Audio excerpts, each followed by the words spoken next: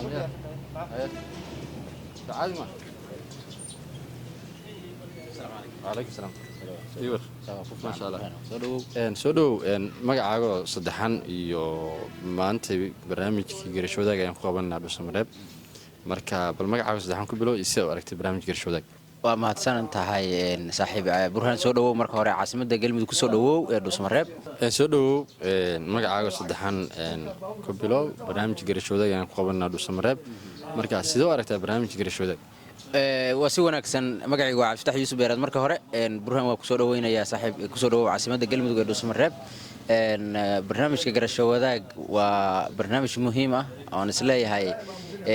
dhinacyada uu ka hadlana oo nabadda ku jirto isbeddelka cimilada oo kale ay ku jirto wax badan oo wax uu ka bedeli kara bulshada Galmudug aan isleeyahay waana ku faraxsanahay maanta inaad Dhuusamareeb ku qabanaysaan oo barnaamijka aad dejiseen waxaan hore ula socday in 3 raadiye oo waaweyn uu ka baxo laba gaalkacyo ah oo raadiyo deegaan iyo sidoo kale raadiyo hayaan iyo raadiyo galgaduud oo Dhuusamareeb ah marka ay dal jir ما شاء الله marka waa mahadsantiin dadaalka aad wada iyo adiguba way barnaamijku qaybo kala duwan ayuu ka kooban yahay qaybtaadi si gaar ku xiisa gelis niyahu qaybta nabadda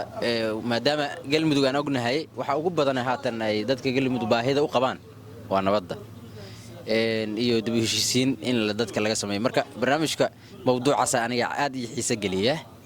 waxaan ka mid ahaa dadka ku tixan oo dhageysta isla markaasna maaragtay la dhacsan qaabka loo wado iyo dadaalka aad bixinaysaanba way haddii fariintaadu meelo badan bay gaaraysaa weliba soo saarayaasha barnaamijka maxaa jeclaan lahayd barnaamijka lagu kordhiyo aniga waxaan jeclaan lahaa barnaamijka in lagu kordhiyo nabadoo kale markii laga hadlaayo waxaa jira Galmudug baahi badan ay u qabtaa nabadda iyo ammaan inay hesho dhibka ugu badan ee bulshadan gobolada dhexe haysta waxa waaye waa dagaalka qabaa'ilka marka mararka qaar oo kale waxaan jeclaan lahaa in lagu kordhiyo barnaamijka dad ku waxyeeloobay oo mahadho ay ka soo gaartay dagaalada qabaa'ilka oo ka sheekayn kara in wixii dhacay aysan sax ahayn oo lugahooda ay ku waayeen si kuwa kale ee dagaalamaya ay ugu tusaale qaataan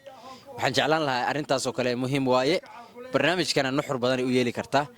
dadkuna waxay u noqon kartaa dadkana wax badan ay maaragtay ka tari kartaa oo kuwa hadda qoryaha sita way ku tusaale qaadan karaan isleeyahay marka arrintaasaan ku talin lahaa waa mahadsantiin